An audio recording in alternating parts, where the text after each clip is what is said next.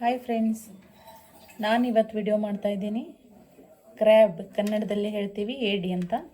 ತುಂಬ ಅಪರೂಪಕ್ಕೆ ಸಿಗುವಂಥದ್ದು ಮತ್ತು ಆರೋಗ್ಯಕ್ಕೂ ತುಂಬ ಒಳ್ಳೆಯದು ಅಂತ ಕೇಳಿದ್ದೀನಿ.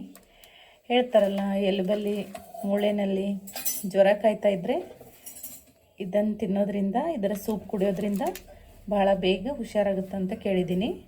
ನಾನಿವತ್ತು ಇದನ್ನು ಹೆಂಗೆ ಪ್ರಿಪೇರ್ ಮಾಡೋದು ಅಂತ ಹೇಳೋಕ್ಕೆ ಇಷ್ಟಪಡ್ತೀನಿ. ನಾನು ನಾಗವೇಣಿ.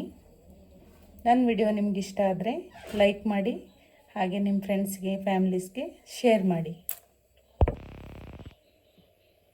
ಇದಕ್ಕೆ ಬೇಕಾಗಿರುವಂಥದ್ದು ಹಸಿ ಶುಂಠಿ, ಬೆಳ್ಳುಳ್ಳಿ, ಹಸಿ ಈರುಳ್ಳಿ, ಕೊತ್ತಂಬರಿ ಸೊಪ್ಪು, ಸ್ವಲ್ಪ ಜೀರಿಗೆ. ಇದನ್ನೆಲ್ಲ ನಾವು ಮೊದಲು ಗ್ರೈಂಡ್ ಮಾಡ್ಕೊಳ್ಳೋಣ.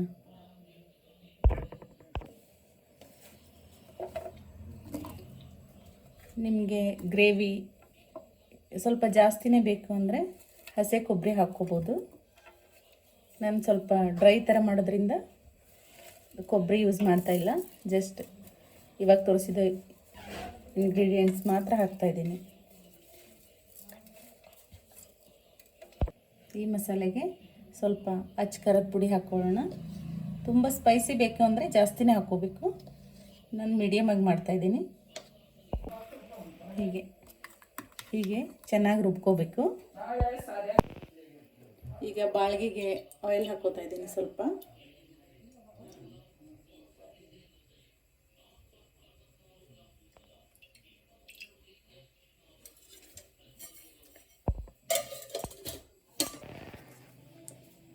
ಎಣ್ಣೆ ಕಾಯ್ದ್ಮೇಲೆ ಈರುಳ್ಳಿನ ಒಗ್ಗರಣೆ ಹಾಕೋತಾ ಇದ್ದೀನಿ.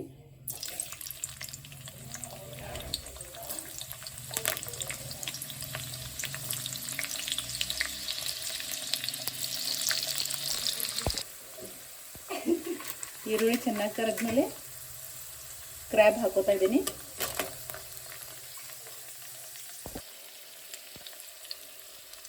ಸ್ವಲ್ಪ ಹಳದಿ ಹಾಕೋತಾ ಇದ್ದೀನಿ. ರುಚಿಗೆ ತಕ್ಕಷ್ಟು ಉಪ್ಪು ಹಾಕೋತಾ ಇದ್ದೀನಿ.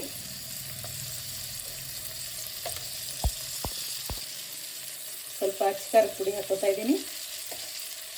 ಹೀಗೆ ಒಗ್ಗರಣೆಯಲ್ಲಿ ಹಾಕೋದ್ರಿಂದ ತುಂಬ ಚೆನ್ನಾಗಿ ಕಲರ್ ಬರುತ್ತೆ. ಒಂದ್ಸಲ ಹೀಗೆ ಕೈ ಆಡಿಸ್ಬಿಡೋಣ.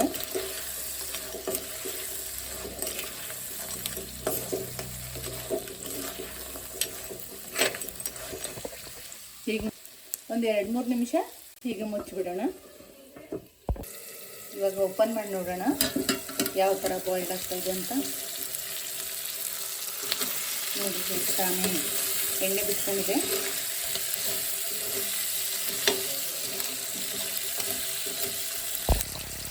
ಮೇನ್ ಇಂಗ್ರೀಡಿಯೆಂಟ್ ಹುಣಸೆ ಹುಳಿ ಹಾಕ್ತಾ ಇದ್ದೀನಿ. ಇದೇ ಅತಿ ಮುಖ್ಯ. ಇವಾಗ ರೆಡಿ ಮಾಡ್ಕೊಂಡಿರುವಂಥ ಮಸಾಲೆ ಹಾಕೋತಾ ಇದ್ದೀನಿ.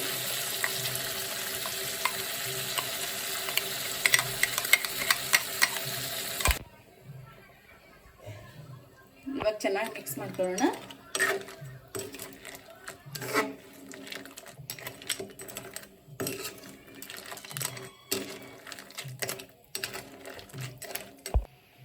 ಇವಾಗ ಚೆನ್ನಾಗಿ ಕುದಿ ಬರೋವರೆಗೂ ಮತ್ತೆ ಮುಚ್ಚಿಬಿಡೋಣ. ಇವಾಗ ರೆಡಿಯಾಗಿದೆ ಅಂತ ತೆಗೆದು ನೋಡೋಣ. ವಾವ್, ಎಷ್ಟು ಚೆನ್ನಾಗಿ ಕಲರ್ ಆಗಿದೆ, ಎಷ್ಟು ಚೆನ್ನಾಗಿ ಕುದೀತಾ ಇದೆ. ಇವಾಗ ಫೈನಲ್ ಆಗಿ ಸ್ವಲ್ಪ ಕೊತ್ತಂಬರಿ ಸೊಪ್ಪು ಹಾಕಿಬಿಡೋಣ.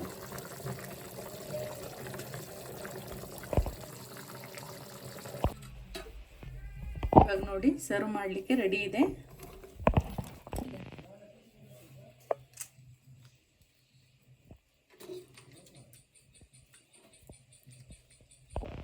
ಇವಾಗ ನೋಡಿ, ಸರ್ವ್ ಮಾಡಿದ್ದೀನಿ. ಈ ವಿಡಿಯೋ ನಿಮ್ಗೆ ಇಷ್ಟ ಆದರೆ ಲೈಕ್ ಮಾಡಿ, ಶೇರ್ ಮಾಡಿ. Thank you.